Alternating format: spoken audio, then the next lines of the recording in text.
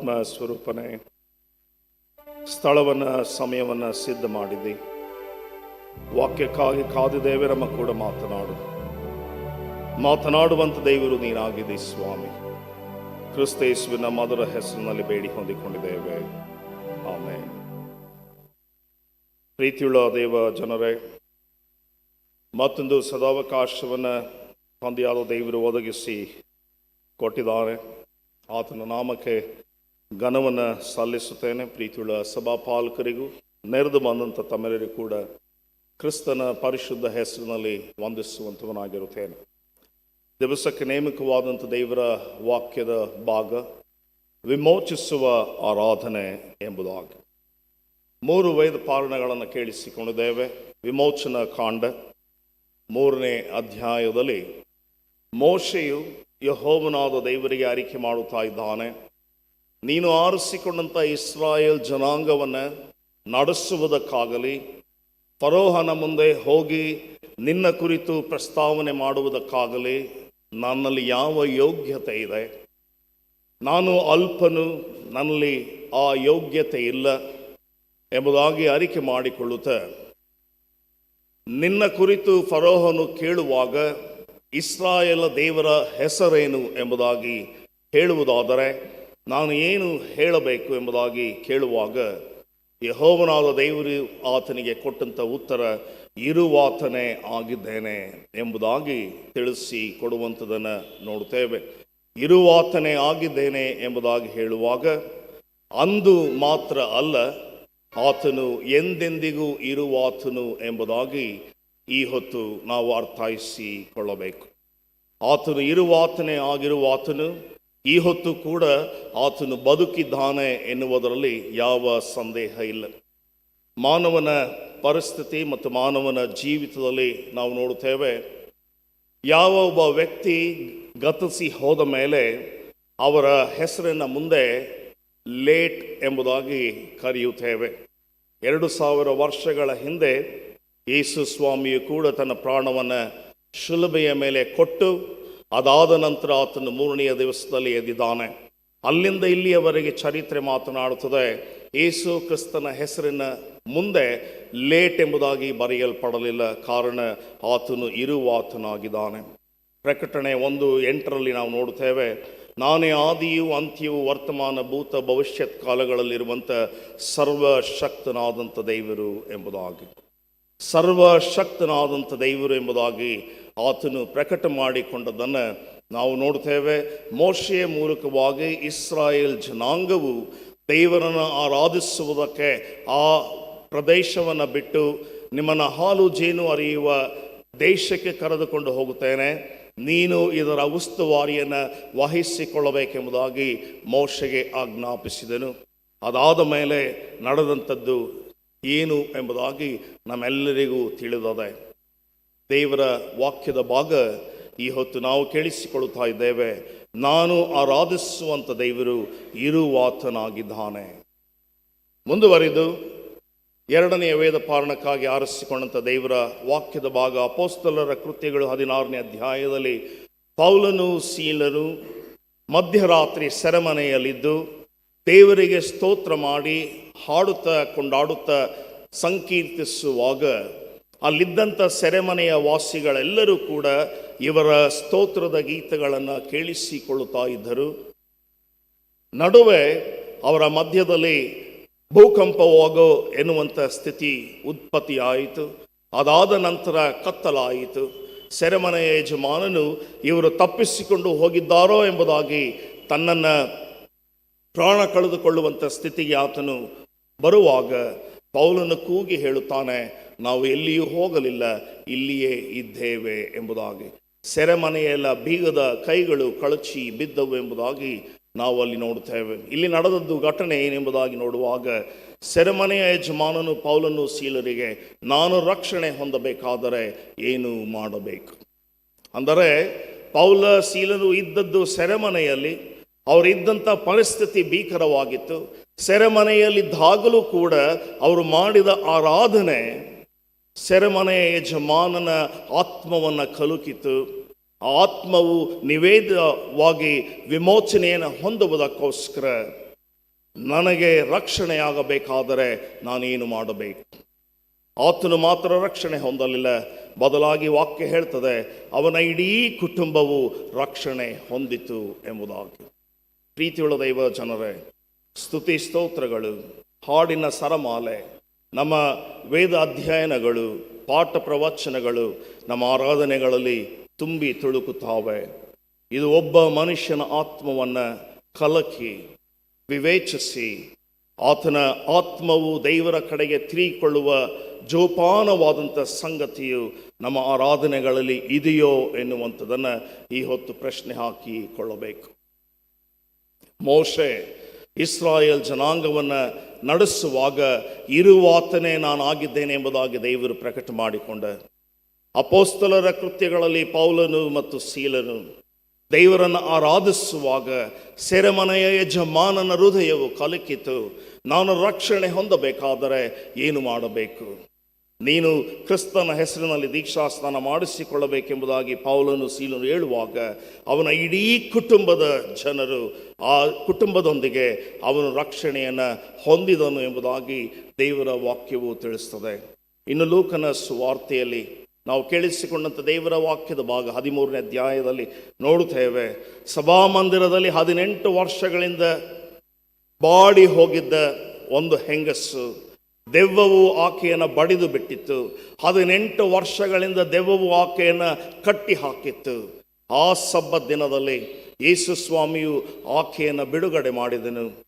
ಬಿಡುಗಡೆ ಹೊಂದದ್ದು ಶ್ರೇಷ್ಠವೋ, 18 ವರ್ಷಗಳಿಂದ ಕಟ್ಟು ಬಿಚ್ಚಿದ ಯೇಸು ಸ್ವಾಮಿಯು ಶ್ರೇಷ್ಠವೋ? ಇವೆರಡಕ್ಕಿಂತ ಹೆಚ್ಚಾಗಿ ಅಲ್ಲಿದ್ದಂಥ ಜನರು, ಅಲ್ಲಿದ್ದಂಥ ಯಹೂದ್ಯರು, ಅಲ್ಲಿದ್ದಂಥ ಫರಿಸಾಯರು, ಅಲ್ಲಿದ್ದಂಥ ಶಾಸ್ತ್ರಿಗಳು ಹೇಳಿದ್ದು, ಸಬ್ಬತ್ ದಿನದಲ್ಲಿ ಯಾರು ಯಾವ ಕೆಲಸವನ್ನು ಕೂಡ ಮಾಡಬಾರದು. ಯಾವುದು ಶ್ರೇಷ್ಠ?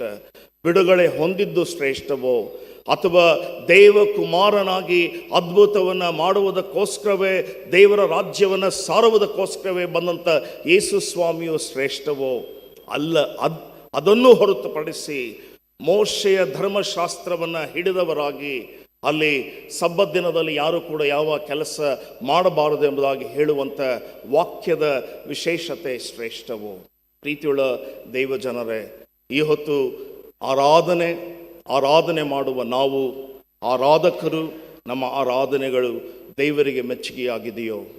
ಒಂದು ಕುತೂಹಲವಾದಂಥ ಪ್ರಶ್ನೆ ಈ ಹೊತ್ತು ನಾವು ಉತ್ತರಿಸಬೇಕಾದದ್ದು ಅವಶ್ಯಕ. ಕಾರಣ, ಆರಾಧನೆಗಳಿಗೆ ಬಹಳ ಪಟ್ಟು ಆರಾಧನೆಗಳಿಗೆ ಬರುತ್ತಾ ಇದ್ದೇವೆ.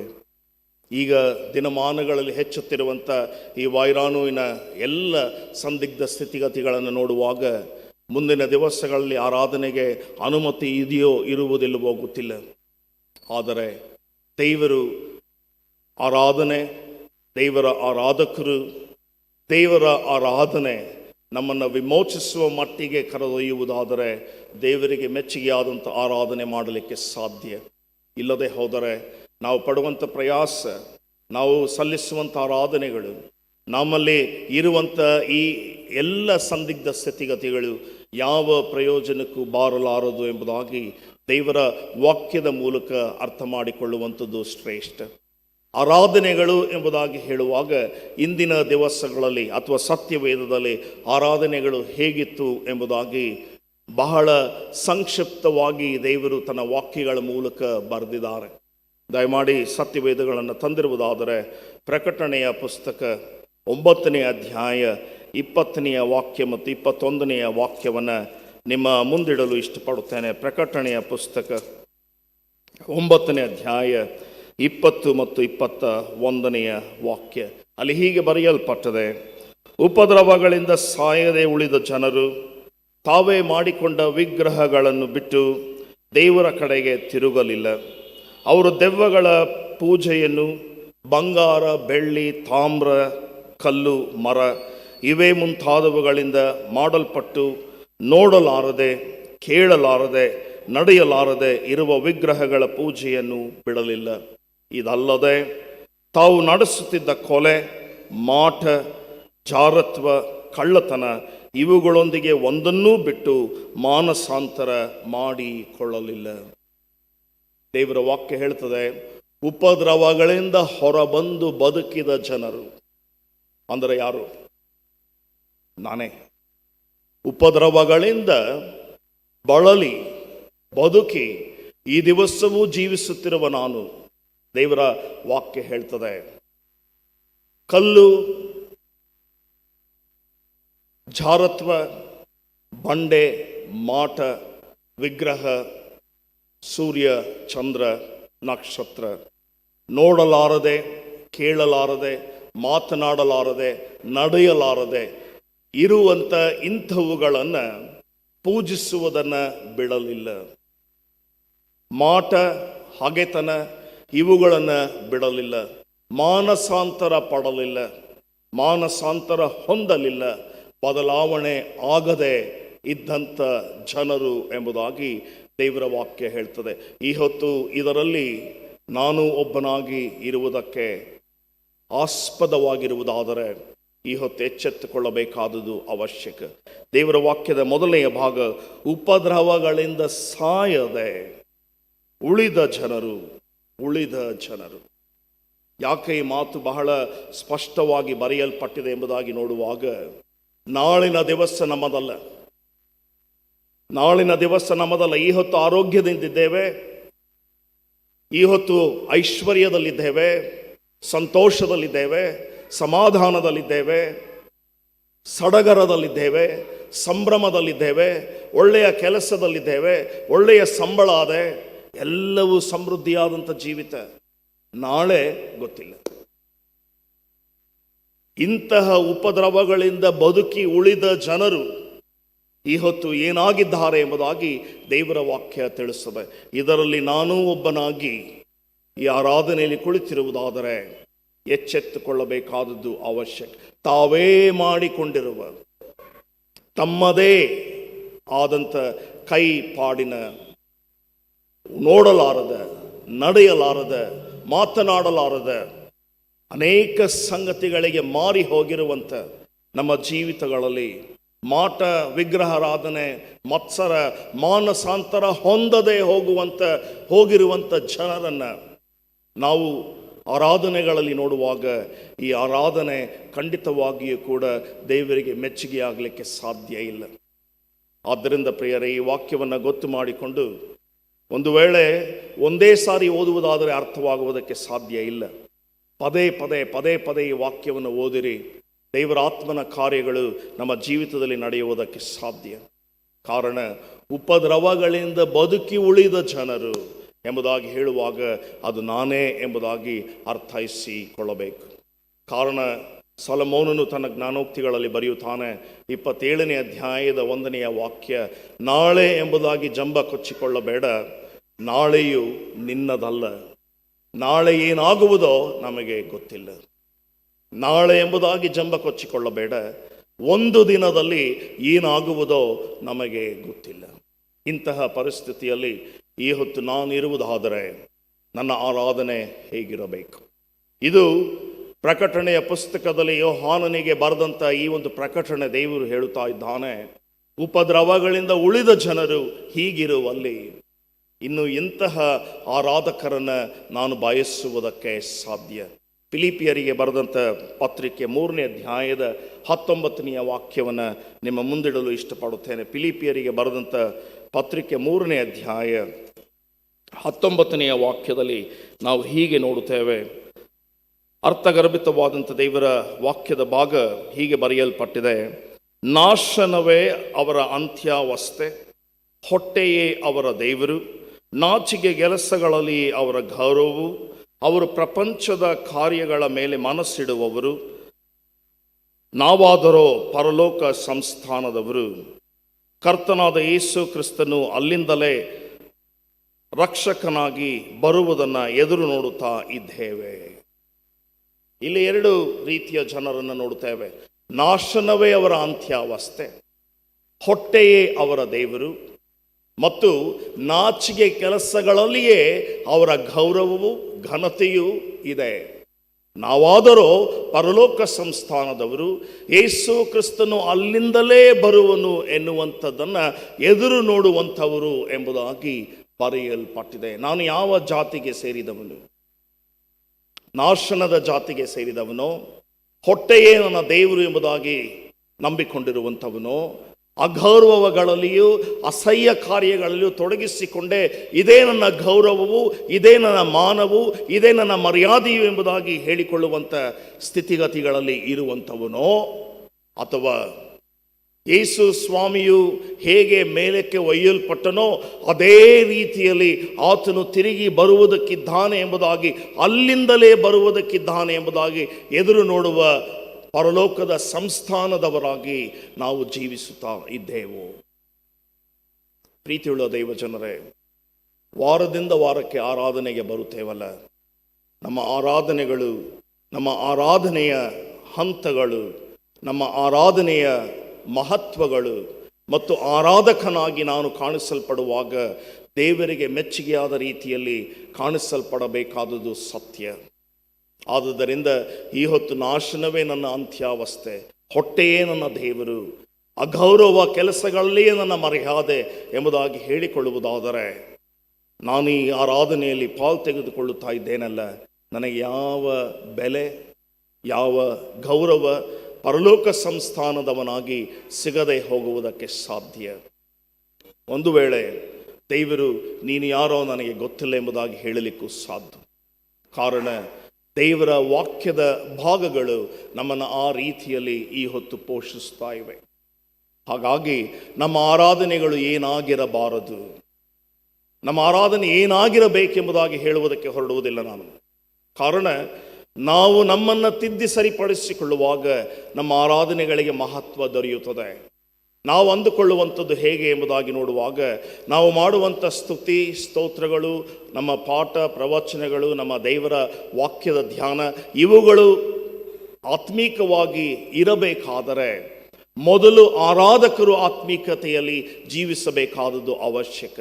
ನಾನು ಆತ್ಮೀಕವಾಗಿ ಜೀವಿಸುವುದಾದರೆ, ನನ್ನಲ್ಲಿ ಆತ್ಮೀಕತೆಯ ಜೀವನ ಇರುವುದಾದರೆ, ನಾನು ಜೀವಿಸುವಂಥ ಜೀವನ ಆತ್ಮೀಕತೆಯಲ್ಲಿ ಜೀವಿಸುವಂಥ ದೇವರನ್ನು ಆರಾಧಿಸುವುದಕ್ಕೆ ಸಾಧ್ಯ. ಕಾರಣ ನಾನು ಮಾಡುವಂಥದ್ದೆಲ್ಲ ಕಾರ್ಯಗಳು ಸೈತಾನನ ಕಾರ್ಯಗಳಾಗಿದ್ದು, ಆತ್ಮೀಕವಾಗಿ ಇಲ್ಲಿ ಕುಳಿತಾಕ್ಷಣ ಆತ್ಮೀಕ ಆರಾಧನೆಗಳು ಆಗುವುದಕ್ಕೆ ಸಾಧ್ಯ ಇಲ್ಲ. ಅದು ಮೆಚ್ಚುಗೆಯಾಗಲಿಕ್ಕೂ ಸಾಧ್ಯ ಇಲ್ಲ. ಇದು ಖಂಡಿತವಾದಂಥ ದೇವರ ವಾಕ್ಯದ ಭಾಗ ಹೀಗೆ ಬರೆಯಲ್ಪಟ್ಟಿದೆ. ದಯಮಾಡಿ ಈ ಒಂದು ವಾಕ್ಯವನ್ನು ಗಮನಿಸಿ ನೋಡ್ರಿ. ಇಬ್ರಿಯರಿಗೆ ಬರೆದಂಥ ಪತ್ರಿಕೆ ಪೌಲನು ತಿಳಿಸ್ತಾನೆ, ನನ್ನ ಆರಾಧನೆ ಏನಾಗಿರಬಾರದು, ಏನಾಗಿರಬೇಕೆಂಬುದಾಗಿ ತಿಳಿಸಿಕೊಡ್ತಾ ಇಲ್ಲ, ನನ್ನ ಆರಾಧನೆ ಏನಾಗಿರಬಾರದು ಎಂಬುದಾಗಿ ತಿಳಿಸಿಕೊಡ್ತಾ ಇದ್ದೇನೆ. ಕಾರಣ ಏನಾಗಿರಬಾರದು ಎಂಬುದಾಗಿ ತಿಳಿದುಕೊಂಡರೆ ಏನಾಗಬೇಕೆಂಬುದಾಗಿ ತನಗೆ ತಾನೇ ನಮ್ಮ ಆರಾಧನೆಗಳಲ್ಲಿ ಕೂಡಿಸಿಕೊಳ್ಳುವುದಕ್ಕೆ ಸಾಧ್ಯ. ನಮ್ಮಲ್ಲಿ ಯಾವಾಗಲೂ ಕೂಡ ಅಡಿಷನ್ ಬಹಳ ಉಂಟು. ನನಗೆ ಎಲ್ಲವೂ ಬೇಕು ಎಂಬುದಾಗಿ ಆಲೋಚನೆ ಮಾಡ್ತೇವೆ. ಆದರೆ ಬಿಟ್ಟು ಬಿಡುವ ಪ್ರಯತ್ನ ಮಾಡುವುದಾದರೆ, ಬಿಟ್ಟು ಬಿಡುವಾಗ ತಾನಾಗಿಯೇ ಸೇರಿಕೊಳ್ಳಬೇಕಾದುದು ಸೇರಿಕೊಳ್ಳುವುದರಲ್ಲಿ ಸಂದೇಹ ಇಲ್ಲ. ಈ ಒಂದು ವಾಕ್ಯ ನೋಡ್ರಿ, ಇಬ್ರಿಯರಿಗೆ ಬರೆದಂಥ ಪತ್ರಿಕೆ, ಪೌಲನ ಪತ್ರಿಕೆಯಲ್ಲಿ 10ನೇ ಅಧ್ಯಾಯದ 1ನೇ ವಾಕ್ಯದಲ್ಲಿ ನಾವು ಹೀಗೆ ನೋಡುತ್ತೇವೆ. ಧರ್ಮಶಾಸ್ತ್ರದಲ್ಲಿ 10ನೇ ಅಧ್ಯಾಯದ 1ನೇ ವಾಕ್ಯ, ಧರ್ಮಶಾಸ್ತ್ರದಲ್ಲಿ ಮುಂದೆ ಬರಬೇಕಾಗಿದ್ದ ಮೇಲುಗಳ ಛಾಯೆಯೇ ಹೊರತು ಅವುಗಳ ನಿಜ ಸ್ವರೂಪವಲ್ಲವಾದುದರಿಂದ ಆ ಧರ್ಮಶಾಸ್ತ್ರವು ವರ್ಷ ವರ್ಷಕ್ಕೆ ಪದೇ ಪದೇ ಅರ್ಪಿತವಾಗುವ ಒಂದೇ ವಿಧವಾದ ಯಜ್ಞಗಳನ್ನು ಅರ್ಪಿಸಿ ದೇವರ ಸಮೀಪಕ್ಕೆ ಬರುವವರನ್ನು ಎಂದಿಗೂ ಸಿದ್ಧಿಗೆ ತರಲಾರದು. ದೇವರ ವಾಕ್ಯ ಬಹಳ ಸ್ಪಷ್ಟವಾಗಿ ಅದೇ. ಧರ್ಮಶಾಸ್ತ್ರದಲ್ಲಿ ಪ್ರಕಟವಾಗಿರುವಂಥದ್ದೆಲ್ಲವೂ ಒಂದು ಮುಂದೆ ಆಗುವಂಥ ಸಂಗತಿಗಳ ಛಾಯೆಯೇ ಹೊರತು ಅದು ನಿಜವಾಗಿರುವಂಥ ಸಂಗತಿಗಳಲ್ಲ. ಹಾಗಾಗಿ ದೇವರ ವಾಕ್ಯವು ಹೇಳ್ತದೆ, ಆ ಧರ್ಮಶಾಸ್ತ್ರವು ವರ್ಷ ವರ್ಷಕ್ಕೆ ಪದೇ ಪದೇ ಅರ್ಪಿತವಾಗುವ ಒಂದೇ ವಿಧವಾದ ಯಜ್ಞಗಳನ್ನು ಅರ್ಪಿಸಿ ದೇವರ ಸಮೀಪಕ್ಕೆ ಬರುವವರನ್ನು ಎಂದಿಗೂ ಸಿದ್ಧಿಗೆ ತರಲಾರದು. ತಂದಿದ್ದ ಪಕ್ಷದಲ್ಲಿ ಆ ಯಜ್ಞ ಸಮರ್ಪಣೆಯು ನಿಂತು ಹೋಗುತ್ತಿತ್ತಲ್ಲ. ಯಾಕೆಂದರೆ ದೇವರ ವಾಕ್ಯವು ಹೀಗೆ ಹೇಳುತ್ತದೆ, ದೇವರಾಧನೆ ಮಾಡುವವರು ಒಂದೇ ಸಾರಿ ಶುದ್ಧೀಕರಿಸಲ್ಪಟ್ಟ ಮೇಲೆ ಅವರಿಗೆ ಪಾಪ ಉಂಟೆಂದು ಅವರ ಮನಸ್ಸು ಇನ್ನೂ ಸಾಕ್ಷಿ ಕೊಡುವುದು ಹೇಗೆ? ಅಂದರೆ ಪಾಪರಹಿತ ಜೀವಿತದಲ್ಲಿ ನಾನು ದೇವರಿಗೆ ಸಮರ್ಪಿತವಾದಂಥ ಯಜ್ಞಗಳನ್ನು ಸಮರ್ಪಿಸುವುದಕ್ಕೆ ನಾನು ಕೂಡಿ ಬರಬೇಕು. ಆ ಯಜ್ಞಗಳು, ಆ ಯಜ್ಞದ ಸಮರ್ಪಣೆ ದೇವರಿಗೆ ಮೆಚ್ಚುಗೆಯಾಗಿ ಇರಬೇಕಾದದ್ದು ಅವಶ್ಯಕ. ಹಾಗಾಗಿ ಪೌಲನು ರೋಮಾಪುರದವರಿಗೆ ಬರೆಯುವಂಥ ಪತ್ರಿಕೆ 12ನೇ ಅಧ್ಯಾಯದ 1ನೆಯ ವಾಕ್ಯದಲ್ಲಿ ನಾವು ಹೀಗೆ ನೋಡುತ್ತೇವೆ. ಪೌಲನ ರೋಮಾಪುರದವರಿಗೆ ಬರೆದಂಥ ಪತ್ರಿಕೆ 12ನೇ ಅಧ್ಯಾಯದ 1ನೆಯ ವಾಕ್ಯ, ಆದುದರಿಂದ ಸಹೋದರರೇ, ದೇವರ ಕನಿಕರವನ್ನು ನಿಮ್ಮ ನೆನಪಿಗೆ ತಂದುಕೊಂಡು ನಿಮ್ಮನ್ನು ಬೇಡಿಕೊಳ್ಳುವುದೇನೆಂದರೆ, ನೀವು ನಿಮ್ಮ ದೇಹಗಳನ್ನೇ ದೇವರಿಗೆ ಮೀಸಲಾಗಿದ್ದು ಮೆಚ್ಚುಗೆಯಾಗಿಯೂ ಇರುವ ಸಜೀವ ಯಜ್ಞವಾಗಿ ಸಮರ್ಪಿಸಿರಿ. ಇದೇ ನಿಮ್ಮ ವಿವೇಕಪೂರ್ವಕವಾದ ಆರಾಧನೆಯು. ದೇವರ ವಾಕ್ಯ ಹೇಳ್ತದೆ, ಆದುದರಿಂದ ಸಹೋದರರೇ, ದೇವರ ಕನಿಕರವನ್ನು ನಿಮ್ಮ ನೆನಪಿಗೆ ತಂದುಕೊಂಡು ನಿಮ್ಮನ್ನು ಬೇಡಿಕೊಳ್ಳುವುದೇನೆಂದರೆ, ಯಾಕೆ ದೇವರ ಕನಿಕರ? ಯಾಕೆ ದೇವರ ಕನಿಕರ? ಈ ಹೊತ್ತು ದೇವರ ಕನಿಕರದಿಂದ ನಮ್ಮಲ್ಲಿ ಸಮೃದ್ಧಿಯು, ದೇವರ ಕನಿಕರದಿಂದ ಸಂತೋಷವು, ದೇವರ ಕನಿಕರದಿಂದ ಸಮೃದ್ಧಿಯಾದಂಥ ಬಾಳ್ವೆಯು, ದೇವರ ಕನಿಕರದಿಂದ ನೆಮ್ಮದಿಯಾದಂಥ ಬಾಳ್ವೆಯು, ದೇವರ ಕನಿಕರದಿಂದ ಉತ್ತಮವಾದಂಥ ಬಾಳ್ವೆಯು, ದೇವರ ಕನಿಕರದಿಂದ ಎಲ್ಲವೂ ಒದಗಿಸಲ್ಪಟ್ಟಂಥ ಬಾಳ್ವೆ. ಈ ಹೊತ್ತು ಸೈತಾನನು ನನ್ನ ಜೀವಿತದಲ್ಲಿ ತಾಂಡವವಾಡುತ್ತಾ ಇರುವುದಾದರೆ ನಾಳೆಯ ಜೀವಿತದಲ್ಲಿ ದೇವರ ಕರುಣೆ ನನ್ನ ಮೇಲೆ ಇರುತ್ತದೋ ಇಲ್ಲವೋ ಗೊತ್ತಿಲ್ಲ. ಅನೇಕ ವೇಳೆ ನಾವು ತಿಳಿದುಕೊಂಡಿರುವಂಥದ್ದು ಹೀಗೆ, ದೇವರು ಕನಿಕರಿಸುವ ದೇವರು, ದೇವರು ಕ್ಷಮಿಸುವ ದೇವರು ಎಂಬುದಾಗಿ. ಆದರೆ ಯಾವತ್ತೂ ಕೂಡ ಪಾಪವನ್ನು ತಿಳಿದು ಮಾಡುವವನಾದರೆ ಆ ಪಾಪಕ್ಕೆ ಎಂದಿಗೂ ಕ್ಷಮಾಪಣೆ ಇಲ್ಲ ಎಂಬುದಾಗಿ ದೇವರ ವಾಕ್ಯದಲ್ಲಿ ಬರೆಯಲ್ಪಟ್ಟಿದೆ. ಆದ ಕಾರಣ ಈ ಹೊತ್ತು ದೇವರ ಕರುಣೆಯಲ್ಲಿ ಕುಳಿತಿದ್ದೇವೆ ಪ್ರಿಯರೇ, ಈ ಹೊತ್ತು ದೇವರ ಕರುಣೆಯಲ್ಲಿ ಕುಳಿತಿದ್ದೇವೆ. ಕೊರಿಂಥದವರಿಗೆ ಬರೆದಂಥ ಪೌಲನ ಪತ್ರಿಕೆಯಲ್ಲಿ ನಾವು ನೋಡ್ತೇವೆ, ಪೌಲನು 3 ಸಾರಿ ಆ ಶೂಲವು ನನ್ನನ್ನು ಬಿಟ್ಟು ಹೋಗಲಿ ಎಂಬುದಾಗಿ ಪ್ರಾರ್ಥಿಸಿದನು. ಆ ಶೂಲವು ನನ್ನನ್ನು ಬಿಟ್ಟು ಹೋಗಲಿ ಎಂಬುದಾಗಿ ಪೌಲನು ದೇವರಿಗೆ ಪ್ರಾರ್ಥಿಸುವಾಗ ಆ ಶೂಲವು ಅವನನ್ನು ಬಿಟ್ಟು ಹೋಗಲಿಲ್ಲ. ಬದಲಾಗಿ ದೇವರಿಂದ ಅವನಿಗೆ ಅವನ ಪ್ರಾರ್ಥನೆಗೆ ದೊರೆತಂಥ ಉತ್ತರ ಏನು ಗೊತ್ತೋ? ನನ್ನ ಕೃಪೆಯೇ ನಿನಗೆ ಸಾಕು. ಆ ಶೂಲ ಇದ್ದರೆಷ್ಟು ಬಿಟ್ಟರೆಷ್ಟು, ನನ್ನ ಕೃಪೆ ನಿನಗೆ ಸಾಕು. ನನ್ನ ಪ್ರೀತಿಯುಳ್ಳ ದೈವ ಜನರೇ, ಈ ಹೊತ್ತು ದೇವರ ಕನಿಕರವನ್ನು ನಿಮ್ಮ ನೆನಪಿಗೆ ತಂದುಕೊಂಡು ಪೌಲನು ಹೇಳುತ್ತಾ ಇದ್ದಾನೆ, ಆ ರೋಮಾಪುರದ ಸಭೆಯವರೇ, ದೇವರ ಕನಿಕರವನ್ನು ನಿಮ್ಮ ನೆನಪಿಗೆ ತಂದುಕೊಂಡು ನಾನು ನಿಮ್ಮನ್ನು ಬೇಡಿಕೊಳ್ಳುವುದೇನೆಂದರೆ, ನೀವು ದೇವರಿಗೆ ಮೆಚ್ಚುಗೆಯಾಗಿಯೂ ಸಜೀವ ಯಜ್ಞವಾಗಿಯೂ ಇರುವ ನಿಮ್ಮ ದೇಹಗಳನ್ನು ದೇವರಿಗೆ ಸಮರ್ಪಿತವಾದಂಥ ಯಜ್ಞವಾಗಿ ಸಮರ್ಪಿಸಿರಿ. ಇದೇ ನಿಮ್ಮ ವಿವೇಕಪೂರ್ವಕವಾದ ಆರಾಧನೆಯು. ಈ ಹೊತ್ತು ನನ್ನ ದೇಹವನ್ನು ಮಾಡುವಂಥ ಅನೇಕ ದುಷ್ಕೃತ್ಯಗಳಿಗೆ ಮಾಡುವುದಕ್ಕೆ ಒಪ್ಪಿಸಿಕೊಟ್ಟು, ಸೈತಾನನ ಕಾರ್ಯಗಳಿಗೆ ಒಪ್ಪಿಸಿಕೊಟ್ಟು, ಸೈತಾನನ ಕೃತ್ಯಗಳನ್ನು ಹೊತ್ತುಕೊಂಡವನಾಗಿ ಜೀವಿಸುತ್ತಾ ಇಲ್ಲಿ ಆರಾಧನೆಯಲ್ಲಿ 1 ತಾಸು 1.5 ತಾಸು ಭಯಭಕ್ತಿಯುಳ್ಳ ರೀತಿಯಲ್ಲಿ ಆತ್ಮೀಕವಾಗಿ ಆರಾಧಿಸಿ ಹೋಗುತ್ತೇನೆ ಎಂಬುದಾಗಿ ಹೇಳುವುದಾದರೆ ಒಬ್ಬ ಸುಳ್ಳುಗಾರನು ನಾನು, ಅಕ್ರಮಗಾರನು ನಾನು. ದೇವರಿಗೆ ಮೆಚ್ಚುಗೆಯಾದ ಸಂಗತಿಗಳು ಒಂದೂ ನನ್ನ ಜೀವಿತದಲ್ಲಿ ಇಲ್ಲದೆ ಇಲ್ಲಿ ದೇವರ ವಾಕ್ಯವನ್ನು ಹಿಡಿದು ಸಾರುವುದಾದರೆ ನನಗೆ ಮತ್ತೆ ಪರಲೋಕ ದಯಿಸಿದ ಭಾಗ್ಯವು ದೊರೆಯುತ್ತದೆ ಎಂಬುದಾಗಿ ನಾನು ಅಂದುಕೊಳ್ಳುವುದಾದರೆ ನನಗಿಂತ ಶತಮೂರ್ಖನು ಬೇರೊಬ್ಬನಿಲ್ಲ. ನನ್ನ ಜೀವಿತದಲ್ಲಿ ನನ್ನ ನಡೆ, ನನ್ನ ನುಡಿ, ನನ್ನ ಕ್ರಿಯೆ, ನನ್ನ ಕಾರ್ಯಗಳು ಪ್ರತಿಬಿಂಬಿಸುವ ನಿಟ್ಟಿನಲ್ಲಿ ದೇವರ ವಾಕ್ಯಗಳು ಒಳಗೊಂಡಂಥ ಜೀವಿತ ನನ್ನಲ್ಲಿರುವುದಾದರೆ ಮಾತ್ರ ನನ್ನ ಆರಾಧನೆ, ನನ್ನ ದೇವರ ವಾಕ್ಯದ ಧ್ಯಾನ ಮತ್ತು ದೇವರ ವಾಕ್ಯದ ಪಠಣ ಮತ್ತು ದೇವರ ವಾಕ್ಯದ ಈ ಆರಾಧನೆಗಳು, ಸ್ತುತಿ ಸ್ತೋತ್ರಗಳು ದೇವರಿಗೆ ಮೆಚ್ಚುಗೆಯಾಗಲಿಕ್ಕೆ ಸಾಧ್ಯ. ಹೊಟ್ಟೆಯೇ ನನ್ನ ದೇವರು, ನಾಶನವೇ ನನ್ನ ಅಂತ್ಯಾವಸ್ಥೆ ಎಂಬುದಾಗಿ ಹೇಳಿಕೊಂಡು ದೇವರ ವಾಕ್ಯಗಳನ್ನು ಸಾರುವುದಾದರೆ ಯಾವ ಪ್ರಯೋಜನ ಇಲ್ಲ ಪ್ರಿಯರೇ, ಯಾವ ಪ್ರಯೋಜನ ಇಲ್ಲ. ಆದ್ದರಿಂದ ಈ ಹೊತ್ತು ನನ್ನನ್ನು ನಾನು ಪರೀಕ್ಷೆ ಮಾಡಿ ತಿಳಿದುಕೊಳ್ಳುವಾಗ ನಾನು ಸೃಷ್ಟಿ ಮಾಡಿರುವಂಥ ಆತ್ಮೀಕತೆಯಲ್ಲಿ ದೇವರನ್ನು ಆರಾಧಿಸುತ್ತಾ ಇದ್ದೇನೋ, ಅಥವಾ ದೇವರು ಬಯಸುವಂಥ ಆರಾಧನೆಯಲ್ಲಿ ನನ್ನ ದೇಹವನ್ನೇ ಆತ್ಮೀಕ ಯಜ್ಞವಾಗಿ ಆತನಿಗೆ ಮೆಚ್ಚುಗೆಯಾದಂಥ ಕಾರ್ಯಗಳನ್ನು ಮಾಡುತ್ತಾ ಆತ್ಮೀಕ ಯಜ್ಞವಾಗಿ ನನ್ನನ್ನು ಸಮರ್ಪಿಸಿಕೊಳ್ಳುವುದಕ್ಕೆ ನಾನು ಸದಾ ಸಿದ್ಧನಾಗಿ ನಿಂತಿದ್ದೇನೋ. 2ನೆಯ ವಾಕ್ಯದ ವಿಚಾರ, ಅಪೊಸ್ತಲರ ಕೃತ್ಯಗಳು 17ನೇ ಅಧ್ಯಾಯದ 22ನೆಯ ವಾಕ್ಯ. ಅಪೊಸ್ತಲರ ಕೃತ್ಯಗಳು 17ನೇ ಅಧ್ಯಾಯದ 22ನೆಯ ವಾಕ್ಯ ಹೀಗೆ ಬರೆಯಲ್ಪಟ್ಟಿದೆ.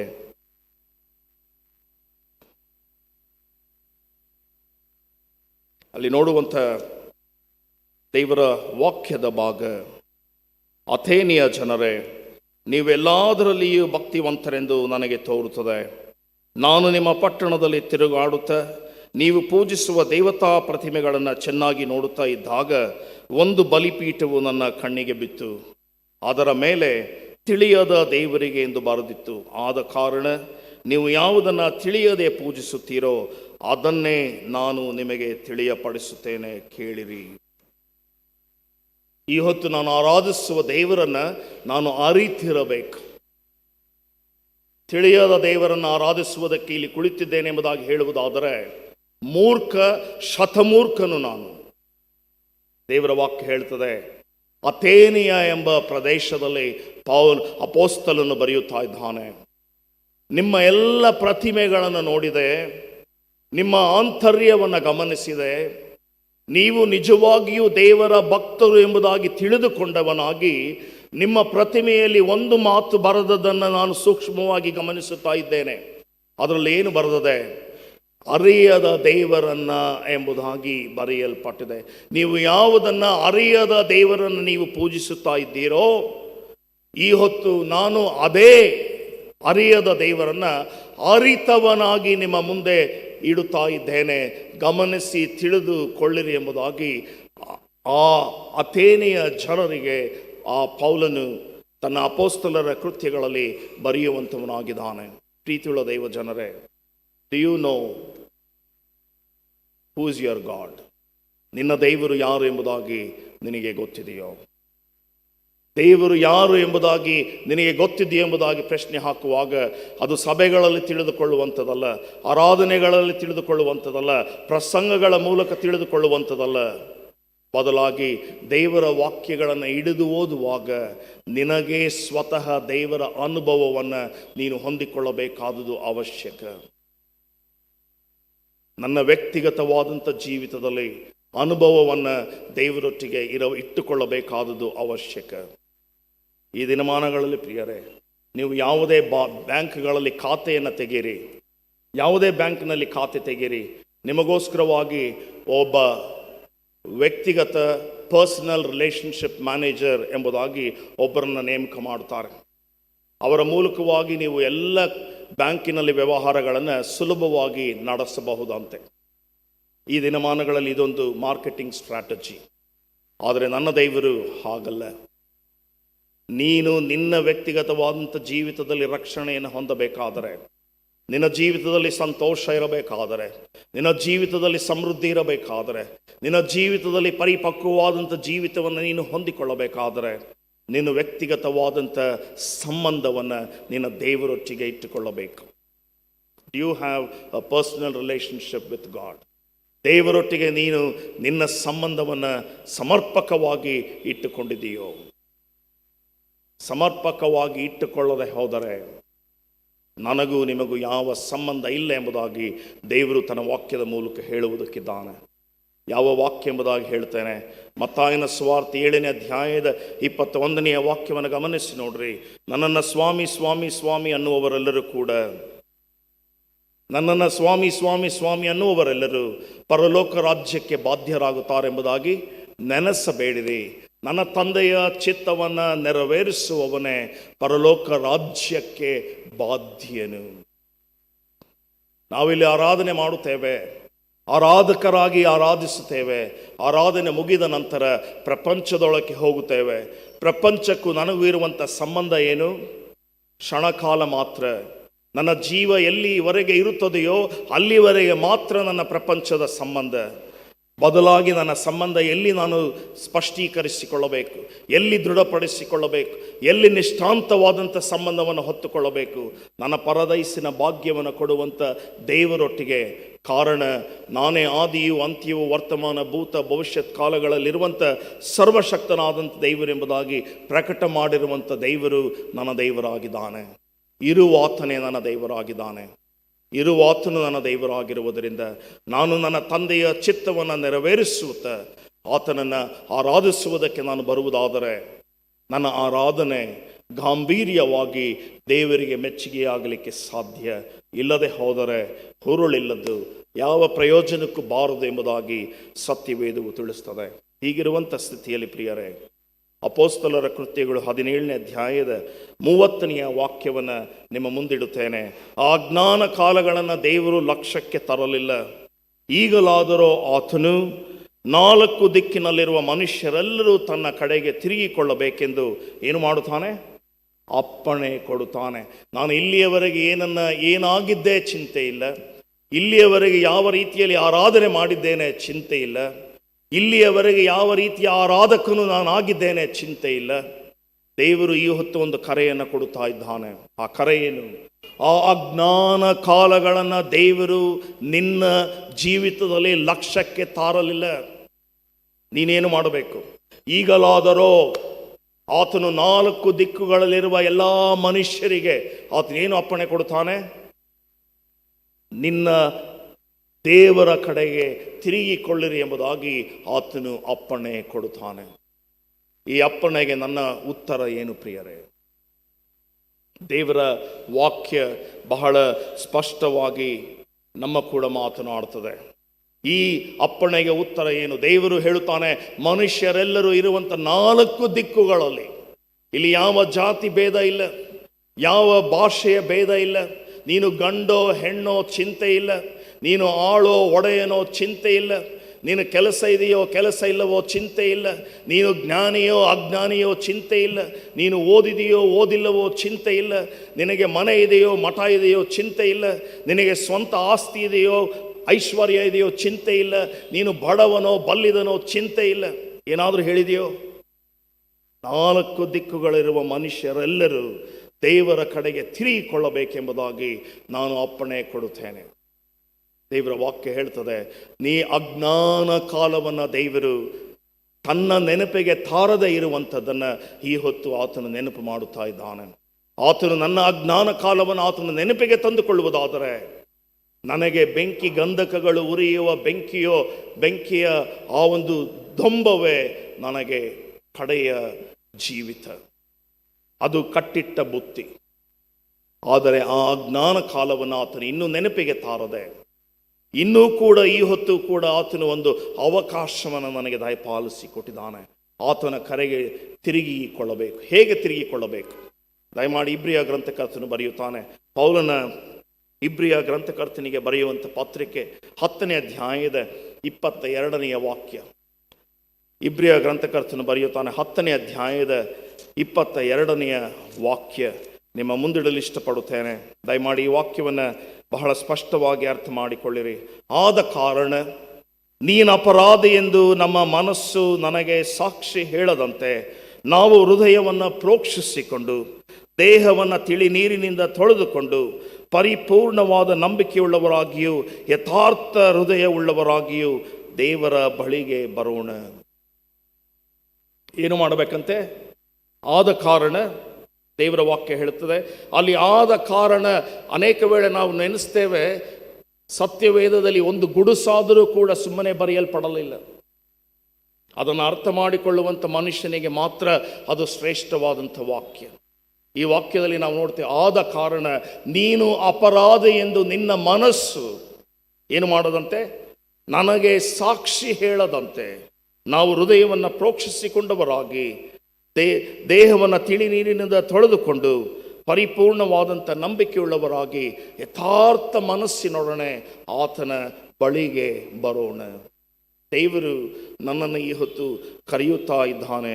ಪ್ರಿಯರೇ, ನಮ್ಮ ನಿರೀಕ್ಷೆಯನ್ನು ಕುರಿತು ನಾವು ಮಾಡಿದ ವಿಜ್ಞಾಪನೆಯನ್ನು ಆತನು ಕೇಳುವುದಕ್ಕೆ ಶಕ್ತನಾಗಿದ್ದಾನೆ. ನಾವು ಪರಸ್ಪರ ಹಿತಚಿಂತಕರಾಗಿದ್ದು ಪ್ರೀತಿ ಸತ್ಯತೆ ಎನ್ನುವಂಥ ಕಡಿವಾಣವನ್ನು ಹಾಕಿಕೊಂಡವರಾಗಿ ಜೀವಿಸಬೇಕಾದದ್ದು ಅವಶ್ಯಕ ಎಂಬುದಾಗಿ ದೇವರ ವಾಕ್ಯವು ತಿಳಿಸ. ದಯಮಾಡಿ ಆ ಮುಂದಿನ ವಾಕ್ಯಗಳನ್ನು ಯಾರಾದರೂ ಓದುವುದಾದರೆ ಸಂತೋಷ. 23, 24 ಮತ್ತು 25ನೇ ವಾಕ್ಯ.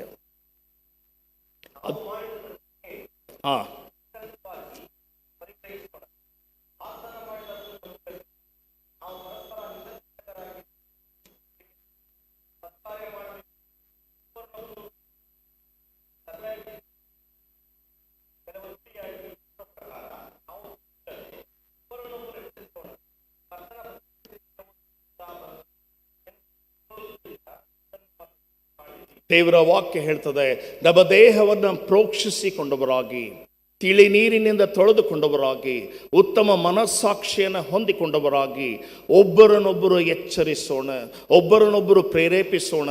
ಸಭೆಯಾಗಿ ಕೂಡಿಕೊಳ್ಳುವುದನ್ನು ನಾವು ಯಥಾಪ್ರಕಾರವಾಗಿ ಬಿಟ್ಟು ಬಿಡದೆ ಒಬ್ಬರನ್ನೊಬ್ಬರು ಕೂಡಿಕೊಳ್ಳುವುದಕ್ಕೆ ಪ್ರೇರೇಪಿಸಿ ಒಬ್ಬರನ್ನೊಬ್ಬರು ಎಚ್ಚರಿಸೋಣ. ಕಾರಣ, ದೇವರ ಪ್ರತ್ಯಕ್ಷತೆಯ ದಿನವು ಹತ್ತಿರವಾಗಿಯದೆ ಎಂಬುದಾಗಿ ತಿಳಿದುಕೊಂಡು ಇದನ್ನು ಹೆಚ್ಚಾಗಿ ಮಾಡೋಣ. ಇವೆಲ್ಲವೂ ಕೂಡ ನಮ್ಮ ಮನೆ ಫಲಕಗಳಲ್ಲಿ ಅದೇ, ಕ್ರೈಸ್ಟ್ ಇಸ್ ಕಮಿಂಗ್ ಸೂನ್ ಅಷ್ಟೇ. ಅದು ಫಲಕದಲ್ಲಿ ಮಾತ್ರ. ನಮ್ಮ ಹೃದಯ, ನಮ್ಮ ಮನಸ್ಸು, ನಮ್ಮ ನಡೆ, ನಮ್ಮ ಕ್ರಿಯೆಗಳು ಎಲ್ಲಿಯೋ. ಈ ಹೊತ್ತು ದೇವರು ಎಚ್ಚರಿಸ್ತಾ ಇದ್ದಾನೆ, ನಿನ್ನ ದೇಹವನ್ನು, ನಿನ್ನ ಮನಸ್ಸನ್ನು ಕೇಂದ್ರೀಕೃತವಾಗಿ ದೇವರ ಕಡೆಗೆ ತಿರುಗಿಕೊಂಡು ಸಭೆಯಾಗಿ ಕೂಡಿಕೊಳ್ಳುವುದನ್ನು, ಒಬ್ಬರಿಗೊಬ್ಬರು ಒಳ್ಳೆಯದನ್ನು ಮಾಡುತ್ತಾ ಒಬ್ಬರಿಗೊಬ್ಬರು ಪರಿಗ್ರಹಿಸುವಂಥ ದೇವರ ವಾಕ್ಯಗಳನ್ನು ಹಿಡಿದುಕೊಂಡವರಾಗಿ ಎಚ್ಚೆತ್ತು ನಡೆಯೋಣ. ಕಡೆಯದಾಗಿ ಒಂದು ವಾಕ್ಯ ಹೇಳಿ ಪ್ರಸ್ತಾವನೆಯನ್ನು ಮುಗಿಸ್ತೇನೆ ಪ್ರಿಯರೇ. ಫಿಲಿಪಿಯರಿಗೆ ಬರೆದಂಥ ಪತ್ರಿಕೆ 3ನೇ ಅಧ್ಯಾಯದ 3ನೇ ವಾಕ್ಯ.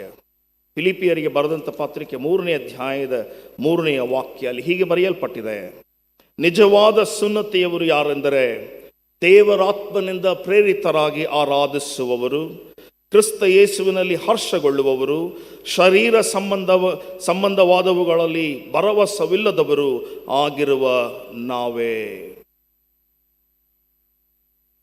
ನಿಜವಾದಂಥ ಸುನ್ನತಿಯವರು ಯಾರು?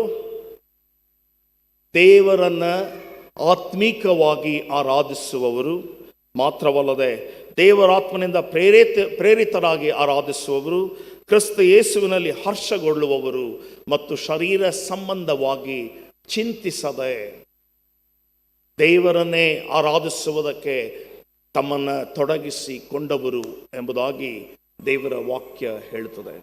ಇಷ್ಟೆಲ್ಲ ಹೇಳಿದ ಮೇಲೆ ನಾನು ಇದ್ದ ಹಾಗೆಯೇ ಇರುತ್ತೇನೆ, ಇದ್ದ ಹಾಗೆಯೇ ಬಂದು ಹೋಗುತ್ತೇನೆ, ಏನಾಗುತ್ತದೆಯೋ ನೋಡೋಣ ಎಂಬುದಾಗಿ ಹೇಳುವಾಗ ದೇವರ ವಾಕ್ಯ ಕಡೆಯದಾಗಿ ಒಂದು ಹೇಳ್ತದೆ, ನಿನ್ನ ಪ್ರತಿಯೊಂದು ಹೆಜ್ಜೆಗೆ, ಪ್ರತಿಯೊಂದು ನುಡಿಗೆ ಉತ್ತರ ನೀನೇ ಸಲ್ಲಿಸಬೇಕಾಗುವುದು.